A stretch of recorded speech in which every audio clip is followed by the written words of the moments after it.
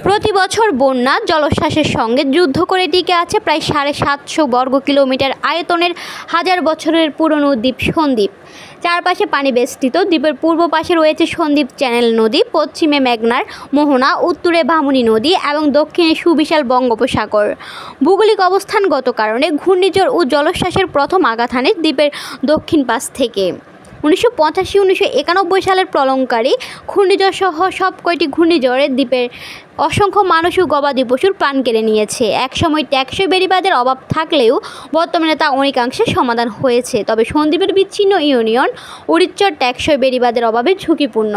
সব মিলিয়ে নতুন প্রকল্প সন্দ্বীপের ৪ লাখ মানুষকে নতুন করে স্বপ্ন দেখাচ্ছে। সন্দ্বীপের ১৮ কিলোমিটার ঝুঁকিপূর্ণ বেড়িবাঁধের মধ্যে ১৯৯ কোটি টাকা ব্যয়ে ফোল্ডার ৭২ এর আওতায় ৯.৮ কিলোমিটার স্থায়ী বাঁধ নির্মাণ করা হয়।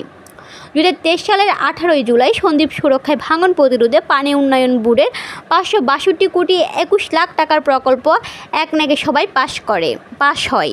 প্রকল্পের আওতায় মগধারা, সারিকাইত, মাইটভাঙ্গা ও মুসাপুর ইউনিয়নের ৮.৪ কিলোমিটার ঝুঁকিপূর্ণ এলাকার ব্লক ও বেড়িবাঁধ নির্মাণ করা হবে।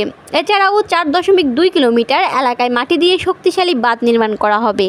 এসব বাঁধ সমুদ্রপৃষ্ঠ থেকে ৪ মিটার উঁচু করে নির্মাণ করা হবে। পাশাপাশি সন্দ্বীপ ও কোম্পানীগঞ্জ উপজেলার আওতাধীন উড়িচ্চরে প্রায় ৭.৩ কিলোমিটার ভাঙন এলাকায় টেকসই বেড়িবাঁধ নির্মাণের জন্য ৭৯৫ কোটি টাকার একটি প্রকল্প নিয়েছে বলে জানা যায় পানি উন্নয়ন বোর্ড।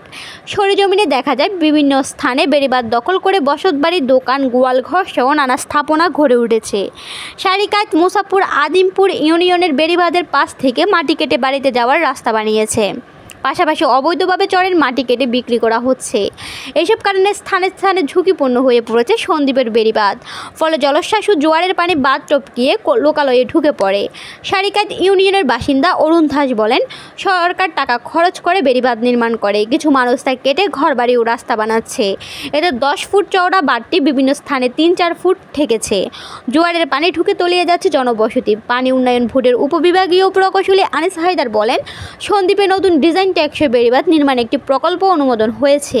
এছাড়াও জরুরি ভিত্তিতে কিছু মাটির কাজ করা হয়েছে।